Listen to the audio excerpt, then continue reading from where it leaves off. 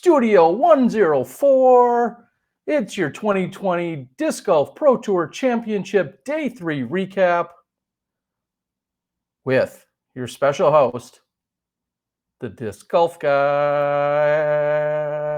Hey everyone, it's Terry Miller, the Disc Golf Guy. Be kind of weird if you were here and you didn't necessarily know that already, but some of you might be new. So good evening, good night, and welcome. All right. So as always, for the nightly recaps, which have become kind of a regular thing, that I think they amuse me more than most of you, and I'm okay with that. But I'm going to have to do a few housekeeping items here, as I like to call them, a little bit of prep work, just to let people know that the stream is out there and it's available and people can join. And Alex, you almost deserve a prize. I see Alex comes in and is the first to make a comment from what I can see. And so Alex is asking what's good. Well, I'll tell you what's good. I just want to double check that the audio sounds okay and that the video looks okay. There's only so much I can do about what I'm working with here, but I am going to go ahead. So if you could just bear with me for a moment. I always say it, I'm a one-man show here on some of these nights. I'd like to go out and share and put the link out there so that others can possibly join in on the fun.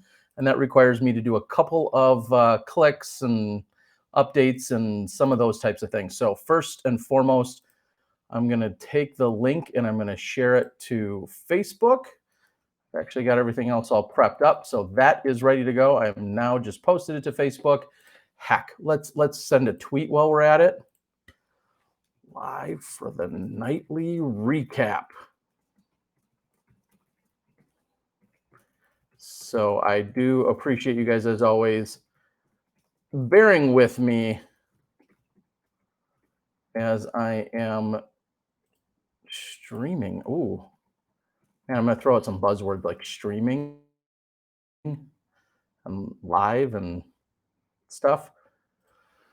So I'm going to put that out there. And if you guys would be so kind or gracious or sweet or helpful, maybe you could click on the little share button and share it somewhere. Maybe you think somebody else wants to hear me babbling for a little while. Maybe you don't. But if you could maybe click on that share button and I don't know, share it with Mima, somebody that might be interested. All right, I think I have everything officially set, so I can commence with the official rambling here for you guys tonight. As you can see, I'm clicking all around, and if I put this out there, I think I will officially have what I need. All right, Cody, good to see you and your wife again out there today. Says sounding good. I appreciate that. Asking where the Backwoods Bastards quality control guy is. That's a good question. Last week, things got a little rowdy as my unofficial sponsor in Founders Brewery and beverages were helping me out, but not so much tonight.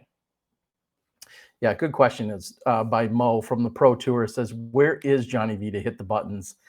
I don't know. This isn't that hard. I don't know what he's always whining about. Looks like I can get a show up and running on my own. All right, quick disclaimer. I am officially operating in the sense of Terry Miller, the Disc Golf Guy, not an official capacity of the Disc Golf Pro Tour or the Disc Golf Network at the moment, although I'd like to think I hopefully represent them in a positive way.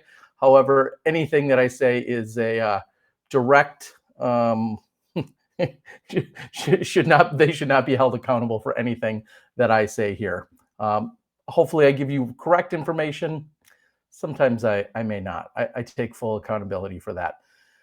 I don't have any clips or videos, so to speak. I'm going to look at a couple of things on a couple of websites, and that's what I'm going to break down to you for what we saw from the recap, and then maybe we'll do a little postulating, I think is a fancy word, or guessing as to what we might see tomorrow, as it's going to be a crazy day and truly an historic day in disc golf, as $40,000 is on the line, plus actually way more than that, but 2 first place prizes of $40,000.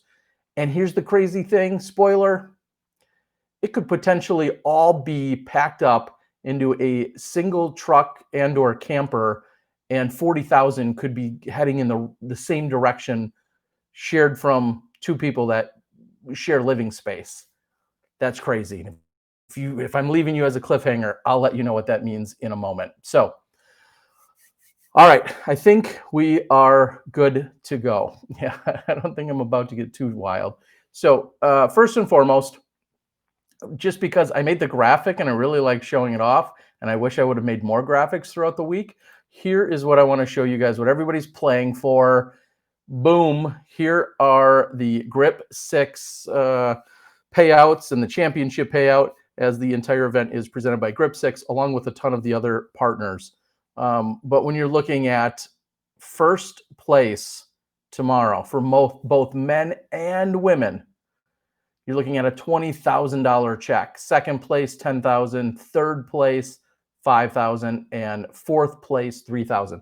We'll talk in a little bit about the idea of sharing or splitting. Is that really something that's talked about? I don't know. But everyone that played up through today at least walked home away with $1,800 for making it to the semis. So very cool to see, and not too bad for some people. An $1,800 payout today was one of the largest paychecks they've ever received for a single specific event.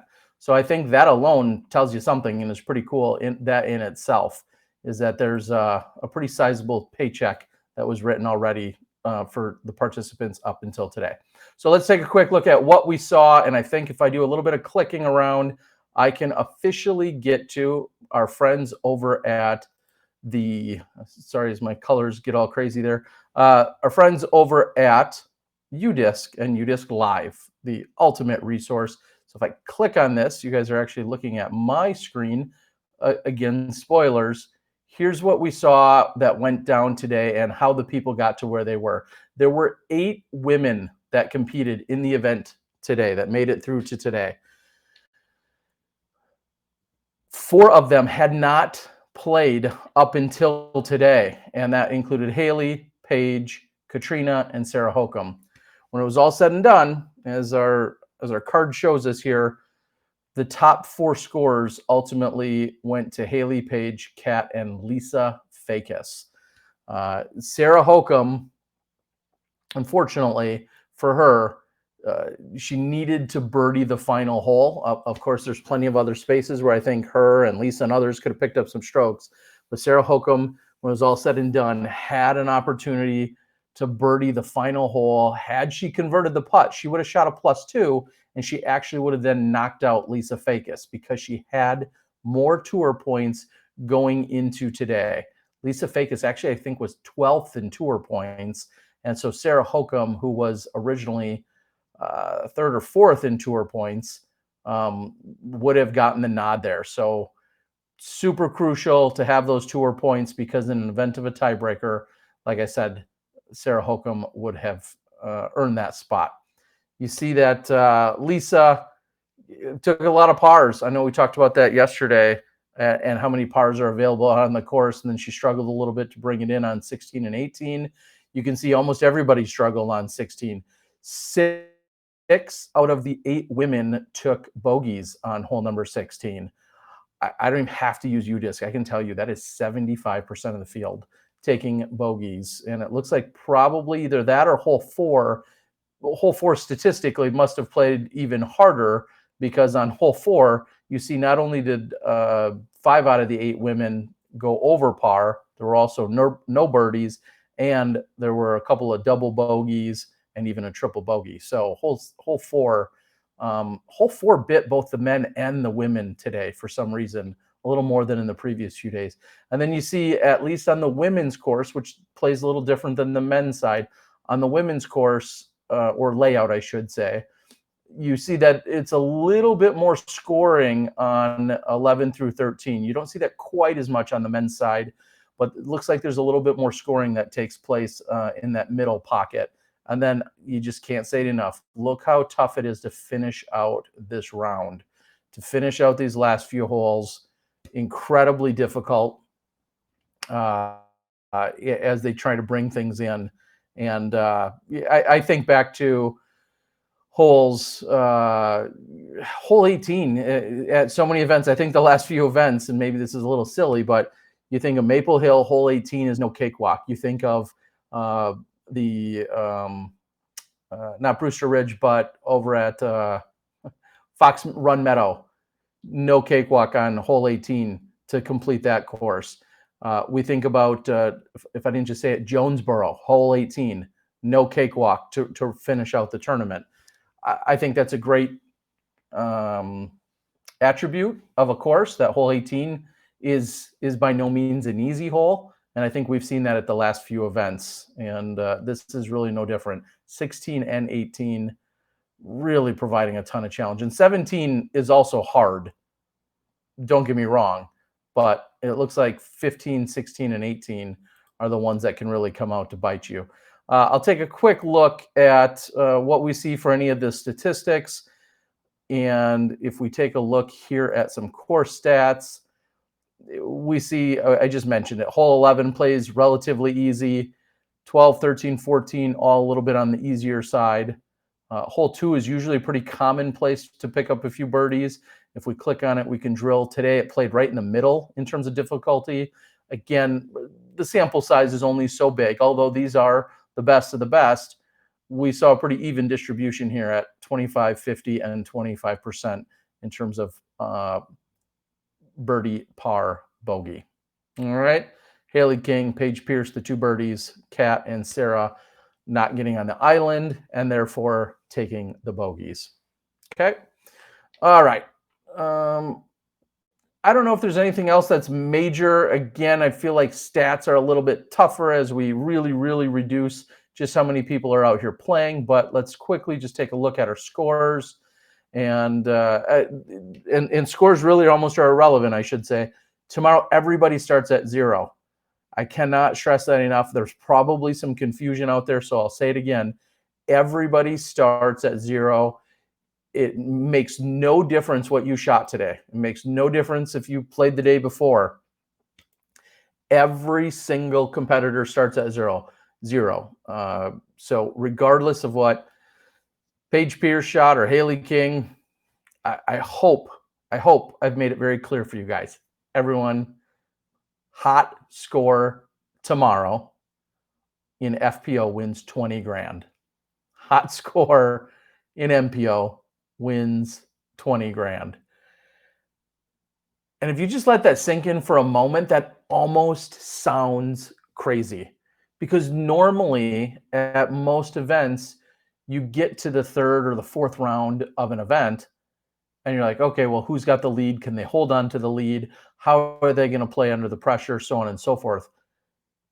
It's just a completely different mindset, I think, as everyone starts at even tomorrow. So pretty incredible to think about that. And you just saw there on UDisc 9:35. 9:35 is listed as the official start time.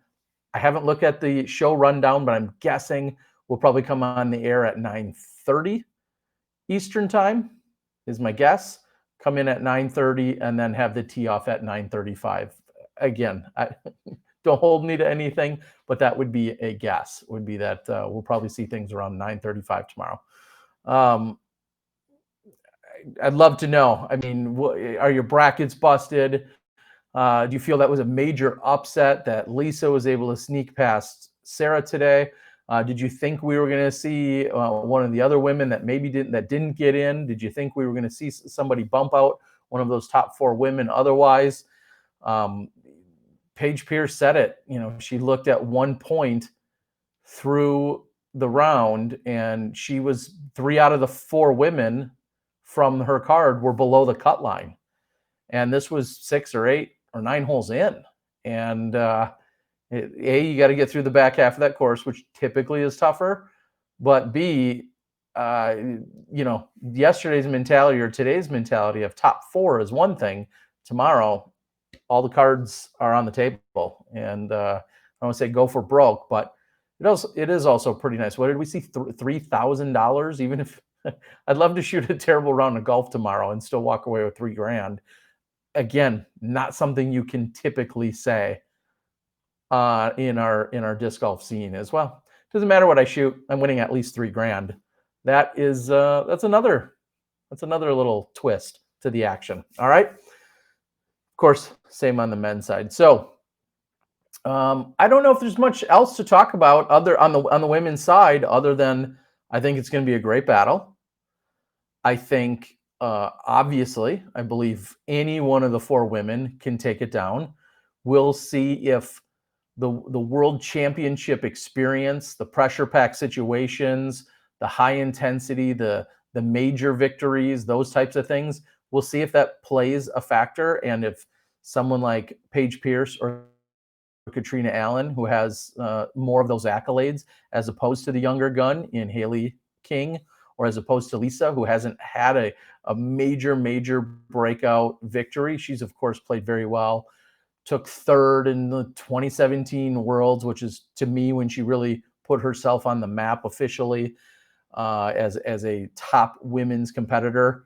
But I can't think to a huge victory, and this would be a breakthrough, massive victory for her if she could somehow take this down. So, you got a couple of veterans that have the accolades, and Paige, in an interview, I'm not sure if it ever how much of it hit the airwaves, but at one point Paige had made a comment along the lines of she doesn't need the title, or that's not what she's playing for necessarily.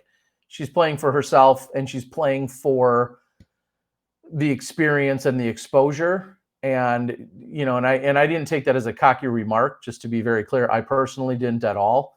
I think she's proven she's arguably the best woman to play the game, if not the best, one of the best. I don't think the W in that sense is what is driving her, and I don't think it's necessarily the paycheck either, as she's bringing in the biggest paychecks in women's disc golf. I think it's just it's a little deeper within her, and I'm sure all of the women have their own incentives and their own motivators and everything else. I just know that's one thing that Paige had mentioned. So here is an incredible question, and I feel dumb that I don't know this for a fact. But if there is a tie tomorrow, does it still go? Mo, are you out there? Does it still go to points? Because if so, that continues to make the chess match so incredible. I mean, think about this. You have the opportunity to take. Gosh, I really should know the answer. I apologize. Let's just speculate and say there is not a playoff, and they simply go by points on a tie. I do not know that for a fact. I need to research that. But let's just say it is still the points, and the fact that you could have someone hit a huge putt on the final hole, and then all that does is tie them with someone who's putting to possibly win a stroke, and they don't need to. They could, in theory, lay it up and then take a par when the other person just took the birdie, whatever the situation is. Somebody, I don't know if it's posted anywhere. Now I got myself worked up, because if that's the case and it were to sheerly come down to points, that would be incredible. And again, I think it adds just a huge element to the overall competition. All right, well, I'll just keep saying I don't know, and I'm hoping somebody chimes in. Maybe Mo is still out there. Mo, can you answer the question? And some people are saying they're fairly certain it goes to a playoff, which I would fully understand. And I'm not suggesting that it doesn't, because it very well could. I just don't know that for an absolute fact. And I'm sure it's posted somewhere. I'm sure the players already know, but I do not know that for a fact. And then think, yeah, okay, I'm going to quit speculating, because honestly, I don't know.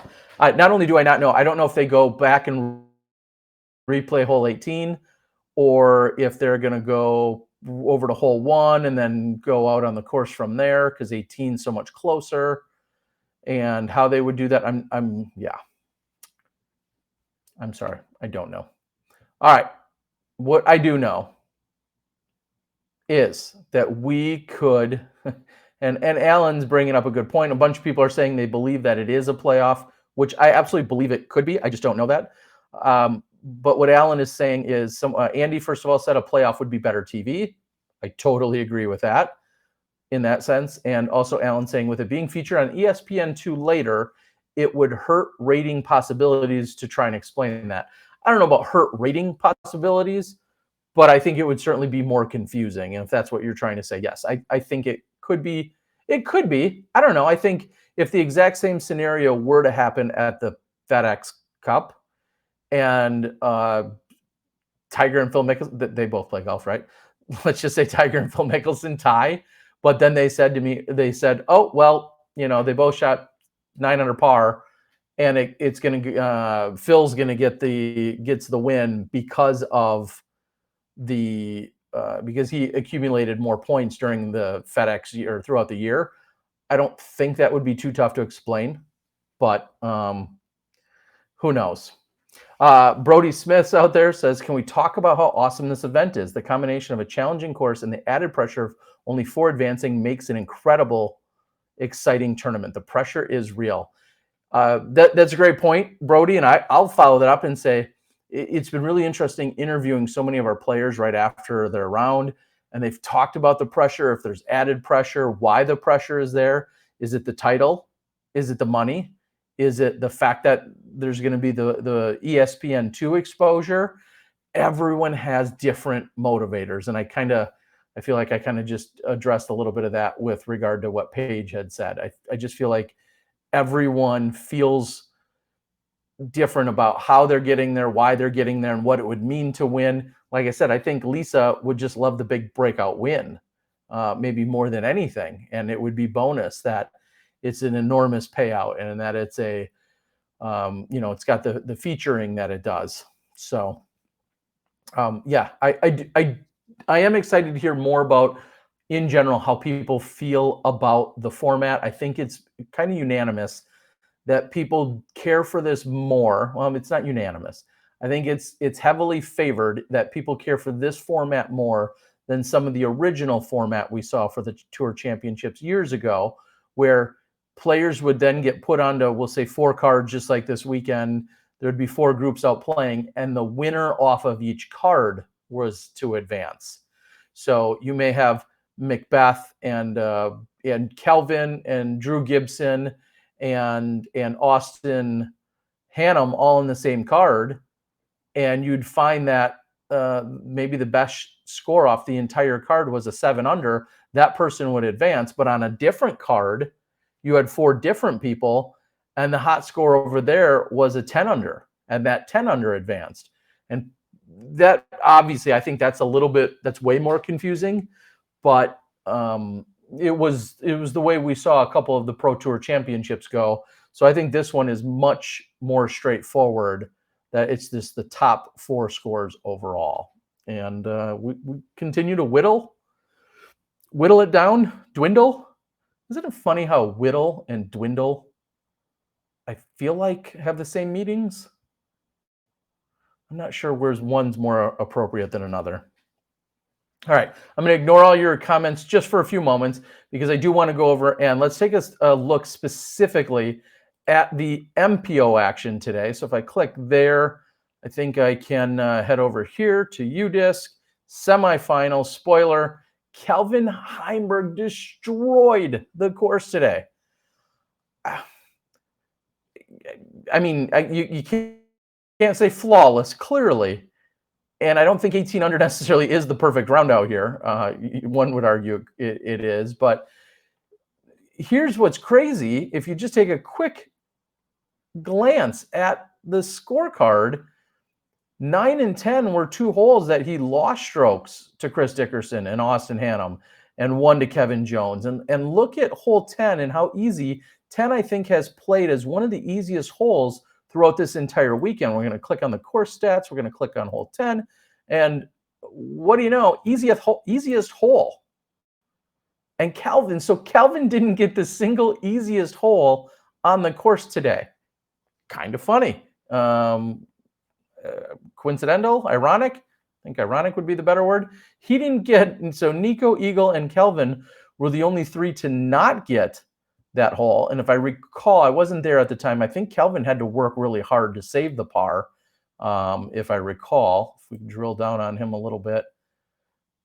Hole 10. Huh. Looks like he was in the center of the fairway. So he must have just, and then he threw it to circle 1. Then he missed. Okay, well that's not good. But anyway, point is, easiest hole on the course statistically, and he didn't get it. So that's one you'd think he's, will be excited to maybe redeem himself a little bit tomorrow. But clearly out there just destroying it on so many of the other holes. Let's take a quick look. The course overall played -2 today. So exactly 2 under par is what the course played. So interesting to see, what did Kevin Jones make it in with, a 3 under? And the overall course average. And think how skewed that overall course average is when you had one guy that shot double what the next best guy shot. So Kelvin shoots 10 under, Chris shoots 5 under. So I feel like Kelvin skewed all the numbers. And just as a side note, we had a really insightful talk about math and biology and science and world history. Yeah, we talked about all of that and how high the basket should be. We talked about all those things just before he played his round today. Okay, so if I do a quick sort here, thanks to the average, hole 10 played the easiest, hole 8 played second easiest relative to par, and then 6, 5, and 7. So if you notice, 5, 6, 7, and 8, four of the easiest holes found right there on the front 9. And then as you close things out, 14, 16 on the men's side, 14 and 16 play as 2 of the toughest holes on the men's side. Take that for what you will. So tomorrow, of course, let's take a look at our final 4 players. I know I just kind of touched on them as to who we're going to have. If we click on scores and we come out here, it's listed at 2:35 Eastern time, just 14 hours from now. Yeesh, I should go to bed. Is Heimberg, Dickerson, Jones, and Hannum. And I apologize. I think Hannum had the 3 under today. You guys are probably yelling at me that no, he had the 4 under. Okay, so what they've done there, yeah, Hannum had the 4 under, which he didn't think would necessarily make it. Jones had the 3 under, so I was right on that. Now, what they've already done, for whatever reasons, is they've sorted then by the Pro Tour standings. So that's why you see them in this position. And that's something I know that UDisc had put the code in, created the coding for it so that it would sort by Pro Tour overall points whenever. So even when they're all evened up here. So this has nothing to do with the scores that they shot today necessarily. The 10, the 5, and 3, and the 4. They are sorted by their Pro Tour standings when you're looking at that. So, wow. What do you guys think of that? That's the question, is what in the world do we think of what we're seeing here? So I'm going to close this out. I apologize. All right. I'm going to take a look at the comments here. Wow. Okay. So I apologize. I'm going to try and get caught up a little bit and interact with you guys as best I can. Brody followed up and said, we saw the best players in the world throw terrible shots that we never see. Only difference is the event is the pressure. I don't think so. I don't think that this, I'll disagree with you lightly and say, I don't know if it's as much the pressure. This course, when I think, I mean, there's a hole called the Gauntlet. and really you could apply that to hole number 9 as well. I think hole 9's tee shot maybe even more daunting. But when you look at hole 14 and you look at hole 9, those tee shots are incredible. And I don't care if you're Paul Macbeth or Calvin Heimberg or who you are, you're going to miss those fairways no matter what the situation is. You're occasionally going to miss them. And when you do, you're punished to such a degree, or you can be punished to such an incredible degree. And so, sure, we could chalk that up and saying, well, they missed the fairway due to pressure, possibly. But I also feel like even if you throw a great shot and you're just a tad off, those holes are so tight that you can still get punished for them. So again, there's no way for us to know. We could argue all day long whether it's specifically pressure or not. Um, I didn't follow much of the lead card, to be honest with you guys. I followed more so with the other two cards because I felt like they were a little bit more of the bubble players that might have a more compelling story almost if they were to do well, which a couple of them did. But from what I gathered, it sounded like Paul, for instance, missed a few putts. Ricky struggled clearly coming down the stretch. It just seemed like a couple of the players didn't perform well, and I think all the way back. I think to me the turning point for someone like Paul Macbeth today was hole 15. He pured the gauntlet, just pured it, like threw as good a shot as you could ask for. He goes 25 deep and then misses the birdie putt. I think that would have put him to 3 under at the time. And that changes everything about how competitive and how close the scores are with just 3 holes left to play. However, he misses the putt, and then he comes up to the next hole, hole 16, and I couldn't tell quite from the angle. He clearly didn't make the gap. So whether it was a shank or a poor shot or whatever, but he didn't make the gap. And then from there, he was just pressing. He knew he was running out of time. And I said this yesterday. I feel like anytime you look at the last 3 to 5 holes for the guys that maybe kind of had a bad round, you almost can throw those out the window because at that point they're pressing for every single shot regardless. Or some people are maybe even going as far as goofing off. You think of Eagle throwing the pterodactyl style throw, whatever Germ calls that. But Eagle tried that on his last throw of the round, or second to last throw, I should say. So at a certain point, you have to be going for everything. I talked to Kyle Klein. He was playing really well. It looked like he was going to get back into things, and he took a triple bogey. And then when I saw him around hole 15, he's like, yeah, I'm just running at everything. Like, he couldn't care less. He had to try and do everything he could, go for every hero shot, go for every line, go for every birdie. So I think that kind of happens near the end of the round. All right. Roger has chimed in and said they have said it many times on Jomez that and videos that there will be no playoffs. Points will determine the winner if there is a tie. Okay, I mean, Roger, I would. I'm going to bet my house on you. I don't know you, but I'm going to bet my house on you because that's what you're telling me. How much of this payout comes from the DGN subscriptions? How much from? I have no idea, Andy. I don't know that there is a way to know. I know that specifically there's additional sponsors for this event. We know that Grip 6 was a title sponsor, is the presenting sponsor. I don't know if they gave, well, they didn't give 1,000. They gave more than that. I don't know if they gave 5 or 10 or 20 or $50,000. I don't know if there was additional sponsors and what they gave. I know, just like we saw with the CBS package, I'm sure there were higher sponsorship opportunities because the footage was then going to be shown on ESPN2, just like it was on CBS. So I think you saw a few more sponsors and sponsorship levels increase because they knew on the back end, hey, we're not just sponsoring the event championship. The event championship we're about to support and sponsor is also going to be tied to ESPN2. So where all those exact numbers, I don't know if the payout comes from the Disc Golf Network subscriptions. I will tell you guys, there's more staff and media and crew and expenses than ever before, ever in the last 5 years. And Smashbox was the very first live streaming to be part of the Pro Tour.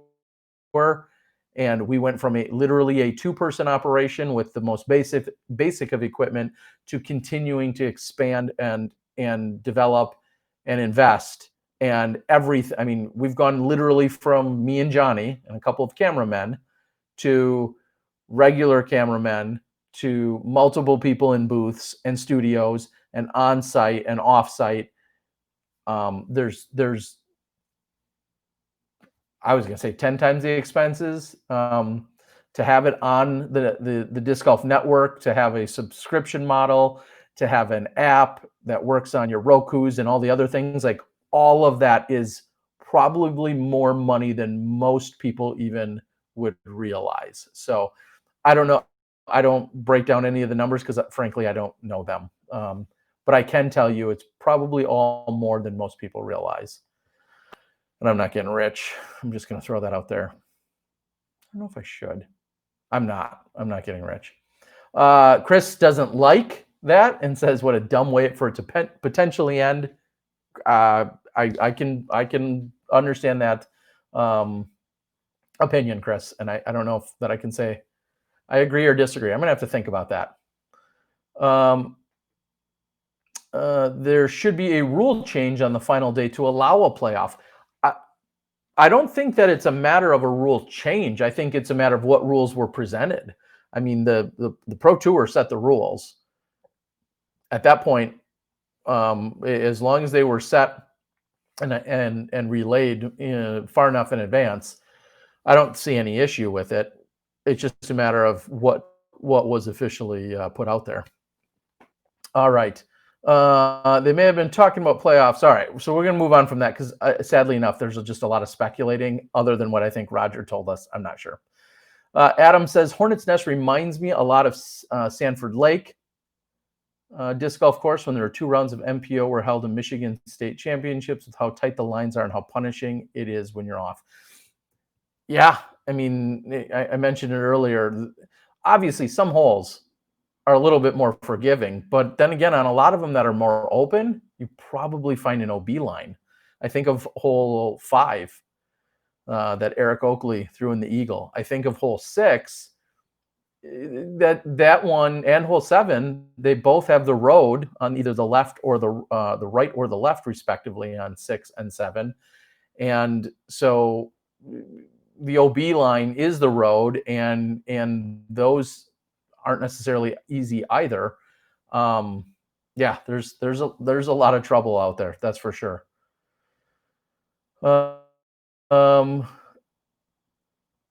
You guys are continuing to talk about all of that. At least that was my take, and that should not be determined by points. Again, we could argue till the sun comes up, and maybe this podcast will go that long. Just kidding. We could argue all night, but yeah, whatever was clearly put forward. Now, here's the big question. The big question, while we're on the subject of the payouts, would or should or could potentially some or any or all of the top 4 players agree to some form of split? That's up to them. They're all guaranteed money.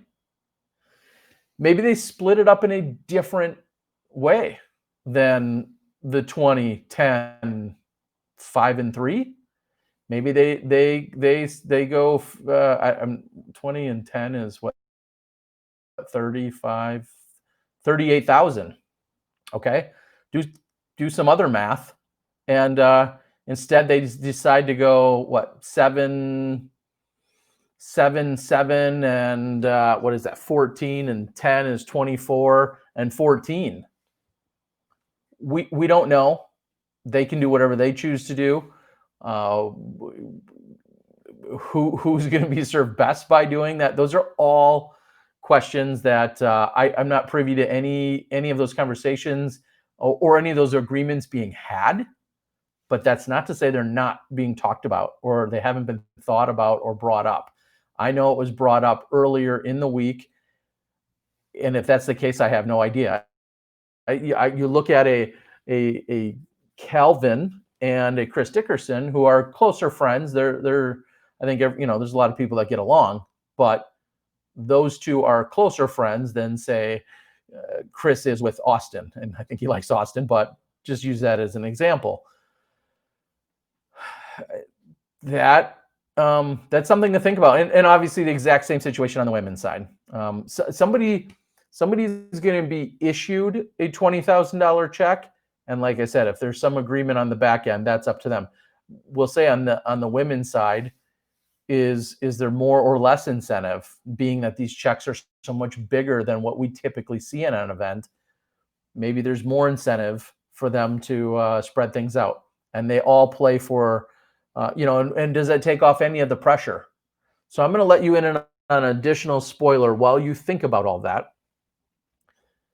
The spoiler being, in a lot of skins matches or exhibition matches, a lot of times they split money ahead of time. And I hope I'm not breaking your heart. I hope I'm not letting you know there's no Santa Claus or Tooth Fairy.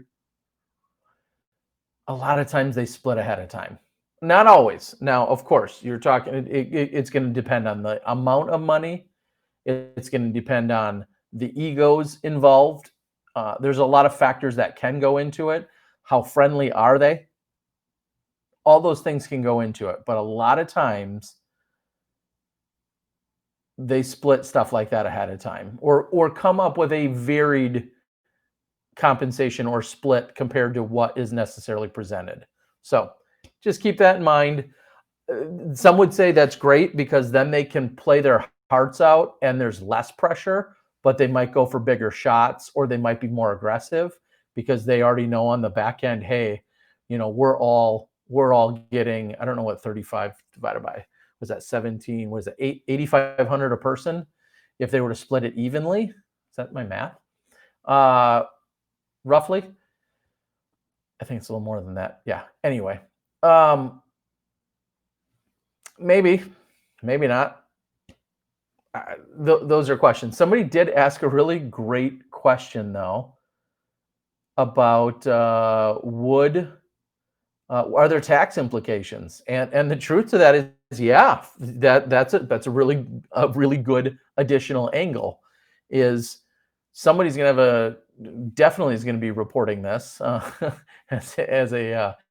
part of their earned income for the year, and a $20,000 boost is clearly that much more significant than the 3,000. So there is something, even if they were to split on the front end, I guess you would say, there's somebody still going to get dinged. We'll use that as taking in a $20,000 paycheck. The only other thought that I'd like to bring up quickly is this is a really unique opportunity for both, potentially more so, Page and Dickerson, simply because they're looking at taking down potentially the two biggest events of the year, and therefore what I believe would be the two largest payouts of the year.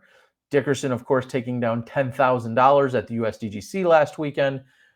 Page, I think it was 3. Maybe she even won more than that somewhere else. Somebody can clarify for me. I'll do the clarification because I love it. I'll let you guys do it along with me. How about that? So if I go over and I click on this and share the screen, let's take a quick look. Here's how I would look up something like that. There's maybe a quicker way to do it. I don't know. But what I would do personally, since I'm already on this screen, I would actually go to FPO. Well, I know her PDJ number by heart, so maybe I wouldn't, but I'd go there. I'd go here, click on her profile, and then I know, even though it doesn't look like this is necessarily clickable, it is. Click on that, and here we are. And then you could do simply a sort by prize. And yes, the Women's National was a $3,000 payout for Paige. And so she has the potential, like Chris, to then take down the $10,000, the $20,000 added here. And I was thinking about Chris, who took down 10 before. So just think about that for a moment.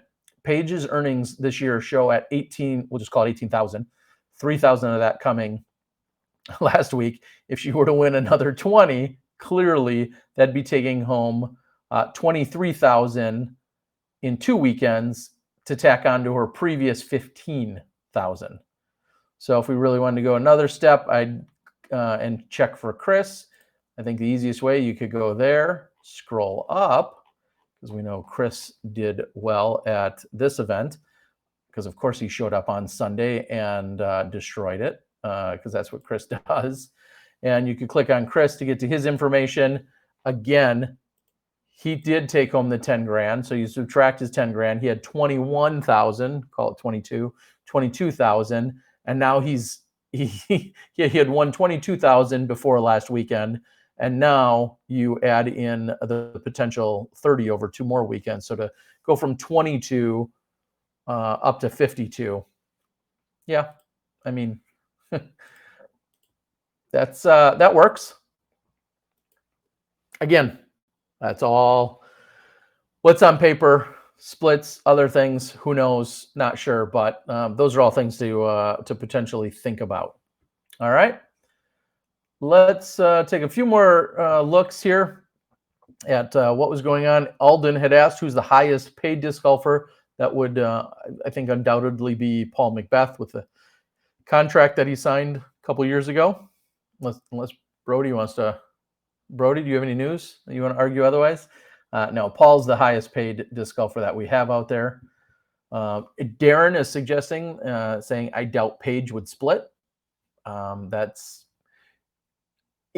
do think it is interesting if you have what you're the highest rated player, or you're the winningest, or you're the most experienced or accomplished player.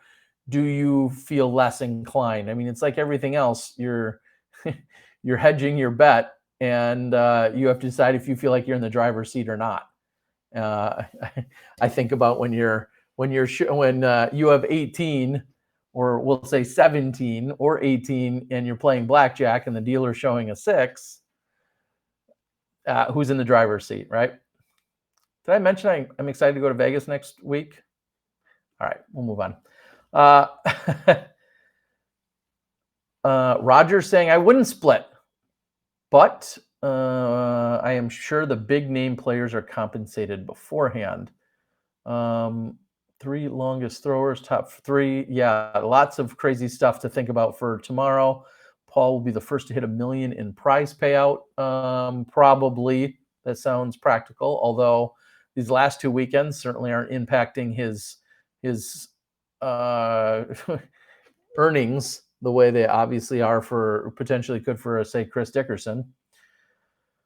Paige is worth so much more than the reported earnings. I would be curious as to what sponsors pay. We all know Paul's contract. And the thing is, you really don't even know Paul's contract. You know what Paul's guaranteed per se, but then there's so many other nuances to the contracts for a lot of the players that really never hit public airwaves. You know, how much does Paul get for every single disc? How much does Paige get for every single disc? A Brody Smith or whomever, or Ricky Wysocki, or a Lisa Fakis. Everyone gets different amounts. They have different compensations and tour series implications. And then even the same amount that may, or a disc that gets sold with someone's name on it versus a disc sold with another team member's name on it, they might get different compensation for those two things. And what someone gets, another secret, what someone gets when a tour series disc is sold per se from Discraft is not likely to be the same for a tour series disc that gets sold over at Innova. The amount that are offered, the amount that sold, there's so many factors that go into all of those things. And then do you have your name on a regular stamp disc or a stock disc, so to speak, like a Ricky does with an Innova Destroyer, for instance, or a felon with Eric Oakley that's not necessarily a special run felon. There's a lot of things, and then even to take that one step further, there are considerations of are tournament entry fees covered? Is the bonus structure the same when you do well at a tournament? Do you have to win the tournament? What sanctioning level does that tournament have to be? Do you have a travel stipend or compensation or reimbursement plan? There's just a lot of things that go into all of these contracts. And I say it all the time. I know everybody's dying to know the details of them, but they're not public. And personally, I'm okay with that. I don't feel like it's my right to know what somebody else makes Would I like to know because I'm nosy or it's interesting? Absolutely. But I don't feel like any player owes me an explanation or owes the world an explanation as to what comes in for the specifics for their contract. That's just me personally. My mom also told me it was always very rude. Sorry, very rude to ask what somebody else makes. And I get it, they're athletes, but I still don't think I'm entitled to knowing all the details. Nothing I do directly impacts their contract. Unlike say a paid politician or something like that. Therefore, I don't feel like I need it. I am entitled to know the details. Uh, I don't doubt that you heard that, and it's true, but just confusing. Why due to COVID they wouldn't have a playoff? They are all out there playing. How does having a playoff create a bigger risk? I'm not. You must be answering somebody else there, Mr. Ryan, because I don't know where that logic came from. I don't think a playoff would have anything. I don't know that COVID would tie into any form of a playoff structure or otherwise. Cody says I've never been in a Dick's or Academy Sports without seeing a white Saki destroyer. That's incredible. I mean, think about the distribution channels and the models when you are in these big brand stores and you think about how many discs are sold where Ricky Wysocki's getting a cut of every Ricky Wysocki destroyer sold. And you think about the tournament scene and all these other places where discs get sold and online. And then maybe you're negating or forgetting the fact that there's thousands of them or tens of thousands potentially sold in some of the big box stores. Something else certainly that can get considered. Secret Drone says DGPT needs to stop buying into the COVID fear porn. It is kind of sad. Baseball playoffs are on with stadiums over 30% capacity. I can appreciate you have a different opinion. And I've said this from day one. Right now, the way that the Disc Golf Pro Tour can continue to be the largest ongoing sustainable tournament scene and opportunity for our players in 2020, it really was the entire year. And precautions needed to be in place due to liabilities, due to legalities, due to underwriting, due to insurances. And if those things weren't followed, there was no pro tour to be had. So I understand if you and hundreds or thousands of others want to argue that you hate it or it's BS or it's a hoax, whatever. I'm good with calling it whatever you want. Honestly, I can respect that you want to have your opinion on it. But the fact is, if those things weren't done, then there would have been no pro tour. So in my opinion, I feel like you can either say, yes, we'll play by the rules and I don't agree and I don't love them, but we'll play by them so we have golf. Or you could say, F all that noise, and then there's no golf that's offered or played. Unfortunately, it's, in my opinion, it's kind of that black and white at this point.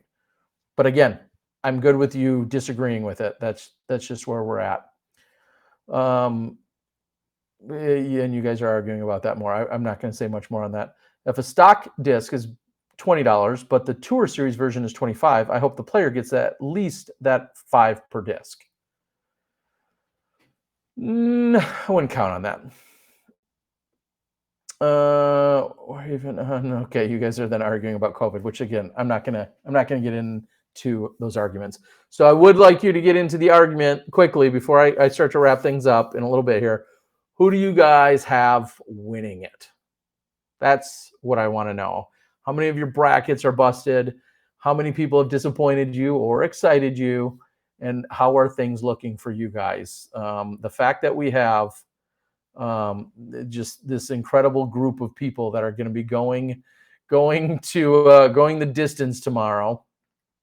As I'm going to take I'll pull it back up real quick here. I don't know. I'll say this. I feel like the women's finals are a little more in line with an expectation, and just being 3 out of our top 4 women are there, and you weren't. I mean, if you just I don't want to say voted by party lines. If you just followed the ticket, though, seeing 3 out of the 4 there maybe not too surprising.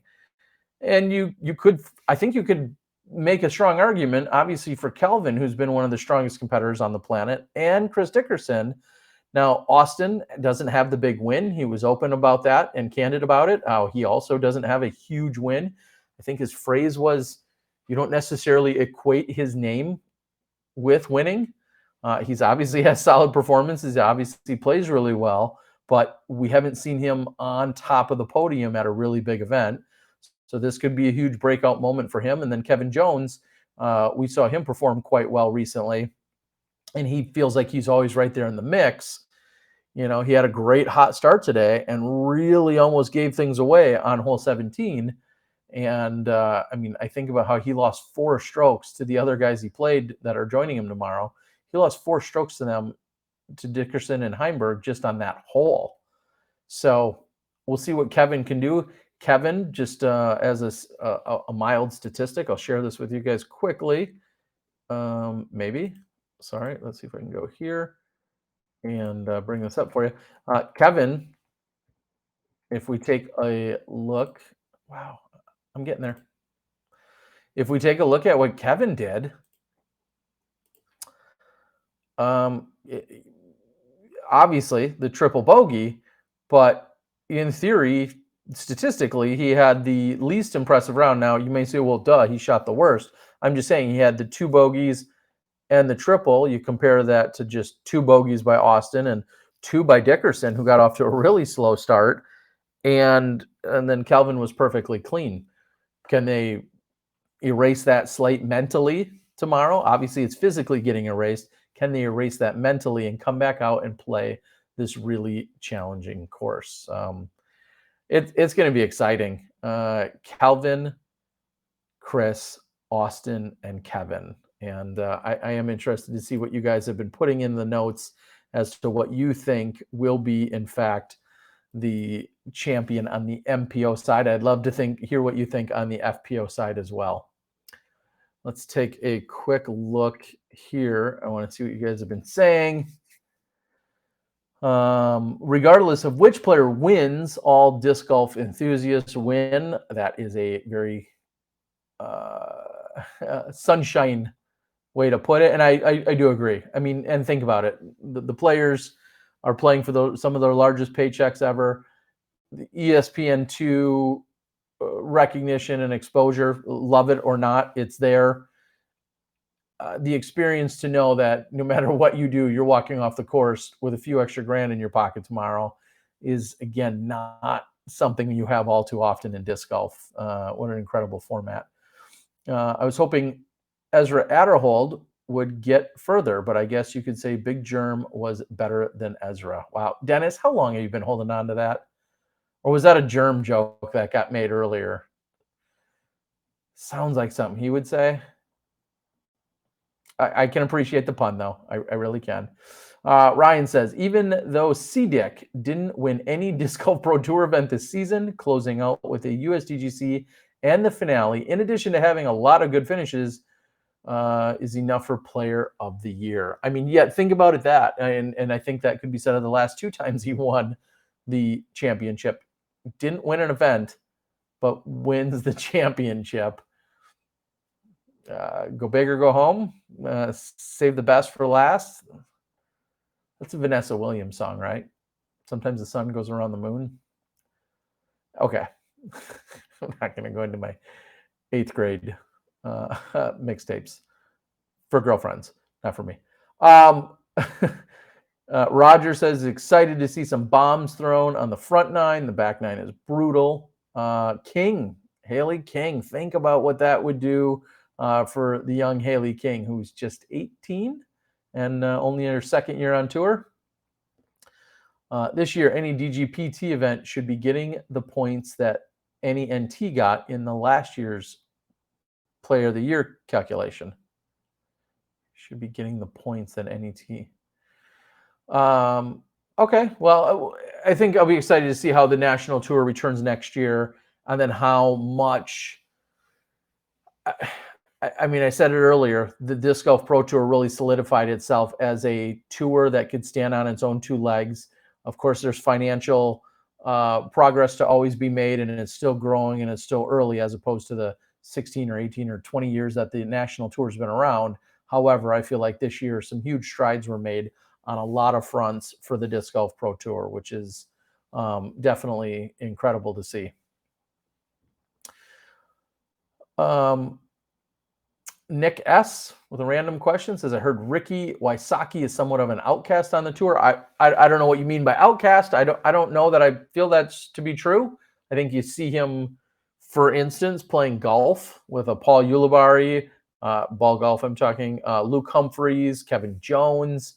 You see him do things like that on any given weekend. Now, I will say, it feels like it's becoming a more common trend that a lot of our top players aren't necessarily hardcore partiers or will go out. You wouldn't find them at a bar. I feel like we rewind 20 years ago and it's the eve of a big finishing day, and no judgment on this, but you may find some of the 3 out of the top 4 or all 4 competitors out having a good time. And I would have been there along having fun as well. I think that time's changing a little bit. I think we have people that are just a little bit more dedicated to the craft and are taking on a little bit more of a serious athletic angle to it. And I think that's becoming more and more common. So that was a long-winded way of saying, like, a Ricky Wysocki isn't going out and getting drunk or closing down bars or nightclubs. But so I'm not going to, I would not call him an outcast from what I know, is what I would say. Now, Ricky also is kind of notoriously conservative with his money and frugal in a good way. I consider myself frugal, sometimes cheap. That I don't think it necessarily creates him as an outcast. I think it's actually quite impressive. He comes from a very large family, and if Ricky Wysocki were to have won the 20 grand, he wouldn't go buy a Rolex. He probably wouldn't even buy a new pair of shoes. He very much lives within his own means, even considering all the success. And I can't say enough. I'm very, very impressed by that. He's got a good head on his shoulders. With Bushnell getting on board, as well as Grip 6 stepping up, what company could we speculate stepping in next year? Maybe an energy drink or sports drink? Those are examples. Think clothing. And I don't have any inside track, but could an Under Armour, for an example, is it Real Tech that also I know does a lot of outdoor sporting? We've seen Adidas on the fringe or be involved directly, but an Adidas outdoor.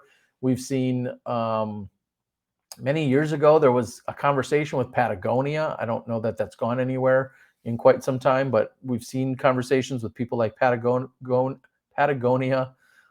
Could a North Face or a Columbia? I don't know. I'm just spitting out other, but think we're all outdoors and we're all using, not all, a lot of these guys are using more and more high performance gear and athletic wear. Those are other good examples, but it is pretty cool to see someone like a Bushnell get involved with us in this last year. It was awesome seeing Ricky's family out there caddying today or walking along. And I honestly had to think about it. They probably had to buy spectator passes, and there was like 5 or 6 or 8 of them. There might have been $300 or $400 in spectator passes that had to be purchased for Ricky's family to be out there today. I'm just guessing, but I saw his dad. I saw a bunch of his sisters. He has a large family. And a lot of them were out there today. I didn't get a chance to talk to all of them, but Andy says, I offered to buy Barry a beer in Las Vegas 10 years ago. He declined by saying tomorrow is a work day. And insider tip, as of 10 years ago, Barry's not much of a beer drinker. He's not much of a drinker, period. I don't know if that's changed drastically in any of the recent years, but he never really was much of a drinker. I grew up in Wisconsin with him. Not much of a drinker. Need hotel sponsorships? Yeah, I know the PDGA has a working with one of the hotel chains, or did at one point. I don't know if that was Wyndham. think there was a Wyndham relationship that might still exist for a small discount. Unfortunately, it's not a ton, but it's got to start somewhere. Ricky's intro cracks me up every time. I've enjoyed his vlogs. Yeah, he is hilarious in a lot of the videos he does. Never heard of Merrill till I started playing disc golf. Amazing hiking shoe. So there you go. We also obviously saw, integration with Vibram there for a couple of years, which then led to disc manufacturing. There's so many offshoots or tangents of things that could go that way. M and I were seeking Patagonia if we do well next year. I think others seek them out as well. Yeah, great equipment. I'm not paid to say that, but if they wanted to pay me to say that and then send me stuff, I would do that. All right, guys. I I could babble for hours. Some of you say, why does this guy just talk for hours and hours and not say much? I do feel like I recapped the day. I think we talked about what could happen tomorrow, what might happen tomorrow. It's a very, very exciting situation. The last thing I'll talk about is I had a ton of fun. I want to thank Sarah Holcomb, who had an idea of playing mini golf this evening. I know some of you call it putt-putt. That's another conversation for another day. But Sarah Holcomb, kind of on a whim, threw together an idea of playing some mini golf. And her and her coach, Steve, and Paige Shue was up for it. Unfortunately, Grady wasn't. But we all went and played mini golf, which is why things got started a little late. And oh, can I show you? I don't know how that would show up. Can I show you who was the winner? Do you guys want to speculate as to who was the winner this evening in the mini golf action? Oh, I don't think I can't show you. Darn it! I could have swore I downloaded it. Well, let's see if I can. Let me double check while you guys think about it as to who was the big winner in mini golf and who had, out of the four, we got 2 world champions, 2 chumps, who had an ace, hole in one. Any guesses? All right, shooting the hot score on the night, using everything as a par 3, even though I think they actually weren't. But Sarah did the scorekeeping. We should have done it on UDisc. I do feel like we botched that. The winner of the night turned out to be Steve, shooting a 10 under. Yeah, so congratulations. Steve shot the 10 under. He was out there caddying for Sarah Holcomb today. He does a ton of really good stuff within the disc golf community. He's caddied for her a number of times, and he was the big winner. Now, also, here's a clue. He was not the ace on the evening. So that leaves Sarah Holcomb, your 2012 Women's World Champion, won right here in Charlotte, also the place where Paul Macbeth won his first one. Myself, who is the 2008 Glow World Champion, won in Kalamazoo, Michigan. So Glow, 1 round, I won that. Also your 2011 Speed Putting Champion in Santa Cruz at the Worlds. Just saying. Or was it Paige Bjerkes, who is, of course, your 2018 Worlds Champion? Sarah, Terry, or Paige? Can you guys, who had the ace? Ryan says par doesn't matter, and you're right. All right. I did not have the ace. I had the second best score at 7 under. I did not have the ace, nor did the host in Sarah Holcomb, Paige Bjerkes / Shue, really. Paige Shue, my bogey there. Paige Shue with the ace tonight. Wasn't enough to get her under par, but she carded the lone ace. All right. Lots of fun. Something different and a great way to lead into tomorrow's action. And we might see some of them out on the course hanging out tomorrow as well. You guys are all guessing. Shue had the ace. Me, not so much. All right, guys. I love you. I appreciate you. I'm going to do a few more things here before I close it down for the night. But looking forward to Championship Sunday. incredible payout, incredible title, incredible exposure. Such a big day for us to all participate, and it's happening in roughly 9 hours is when things are going down. And I look forward to the battle that they're all going to provide. And I look forward to things like funny conversations with the likes of a Chris Dickerson or a Calvin Heimberg. I got him to crack a couple smiles today. Even Dickerson as well. Those guys are so stoic, but I got some smiles out of them, and they should be because they're having a great weekend as our other finalist. What was the ace pot? Yeah, no, we didn't pay. I appreciate it. A little over an hour tonight. Tomorrow night, I'm gonna assume we'll be here. I feel like that's how I'm gonna have to wrap it up is by coming in for you guys tomorrow night as well. We'll take it from there. This is the Disc Golf Guy. I am signing off. Hope you like the purple color scheme tonight. You guys are incredible. Thank you for supporting me with super chats. Thank you for supporting me as being a Patreon subscriber or just simply subscribing and chatting along with me and helping provide the entertainment. Good night.